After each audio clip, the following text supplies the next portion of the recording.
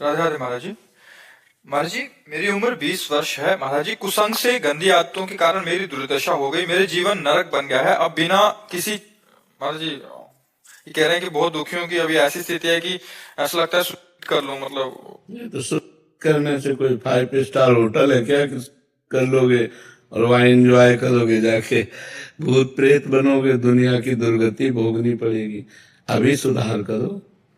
अभी कह रहे ना भोजन पचता है, ना कहते हैं हाँ तो रात को नींद आती है। अब हम कहते हैं बच्चों से कि गलत आचरण छोड़ो, नहीं तो अभी देखो, हम कई बार उदाहरण में बताया कि जैसे आप गलेत होता ना गेहूं, किसान आदमी कोई है, जब गेहूं गलेत माने वो बाली निकलने को होती है, उस समय यदि काट लिया जाए तो ना दाना निकलेगा एक और ना भूसा सही निकलेगा। इंतजार कर लो, वो बाली निकल आवे, परिपक्व हो जाए, फिर आप देखो 40 मन 50 मन गेहूं निकलता है। ऐसे ही 20 वर्ष की आयु तक यौवन अवस्था का विकास होता है, इसीलिए इसको ब्रह्मचर्य अवस्था कही गई। हमारे यहाँ 4 आश्रम है, ब्रह्मचर्य, गृहस्थ, वानप्रस्थ और संन्यास। तो पहली जो अवस्था है वो ब्रह्मचर्य की है। अब अध्यात्म से कोई सीख नहीं ले रहा, कोई जुड़ नहीं रहा, मोबाइल से सीख ले रहे, गंदे बच्चों से सीख ले रहे, तो गंदी आदतें अब देखो कह रहा कर ले, कितना कमजोर हो गया, कितना निगेटिव विचार हावी हो गया कि एक नया बच्चा अपने आप को खत्म करना चाहता है। और लोग जो है ये ध्यान नहीं दे रहे कि हमारे समाज की नई पीढ़ी कितना गिरती चली जा रही है, व्यसन में, व्यभिचार में, गंदी आदतों में। जो हमारे भारत के भविष्य हैं, ये नए बच्चे शिकार होते चले जा रहे हैं इन गंदी बातों का। तो अब इसको तुम्हें छोड़ना होगा बच्चा, इसके लिए कोई मतलब ना हम कुछ कर सकते हैं और ना कोई वैद्य कुछ कर सकता है, क्योंकि जैसे हस्त क्रिया है, अगर आप उसे रोकोगे नहीं, आप व्यायाम नहीं करोगे, आप पवित्र आहार नहीं करोगे, तो आप ऐसे डिस्टर्ब बने रहोगे।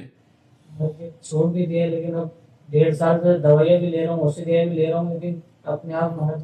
हाँ, आप गलत आचरण करने से तो बताया नहीं, गलेथ में गेहूं हो तो सब न भूस निकलता है न दाना, अब वो नस नाड़ियों का अभ्यास हो गया, मार दिया, पूरे जीवन को बर्बाद कर दिया। अब थोड़ा दंड बैठक मारो, 2 किलोमीटर दौड़ लगाओ, सुबह 4 बजे उठ करके दंड बैठक मारो, ठंडा जल पियो और ठंडे जल से प्रक्षालन करो, और अब दोबारा कभी ऐसी गलती मत करना। तो धीरे धीरे वो अभ्यास पुष्ट होगा ना करने का, तो ब्रह्मचर्य फिर धारण कर सकते हो।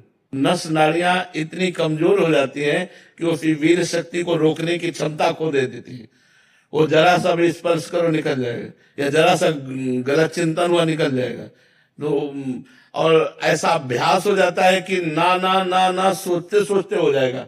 अब ये सब पहले गुरुकुलों में रखा जाता था बच्चों को, इसीलिए कि उनको आध्यात्मिक शिक्षा के द्वारा पुष्ट किया जाता था।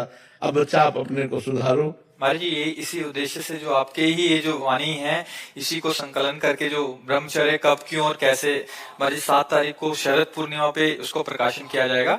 वो बहुत जरूरी है। हाँ, नए बच्चे पढ़ करके उससे अपने आप को संभालेंगे। के बच्चों के लिए, आज कॉलेज के जो बच्चे हैं या माता पिता अपने बच्चों को कैसे शिक्षा दें, बहुत जरूरी है महाराज जी। ये नींव है महाराज जी, मतलब जो हमें भी पता नहीं था। कब है महाराज जी? 7 तारीख को। आज 4 तारीख है, 7 तारीख को सर्वजन के लिए प्रकाशित होएगी, वो ऑनलाइन और ऑफलाइन। तो महाराज जी वो बहुत सहयोग रहेगा। बहुत सुंदर वाणी बनी है महाराज जी, बच्चों से लेके वृद्ध तक कैसे, और गृहस्थ से लेके सन्यासी तक।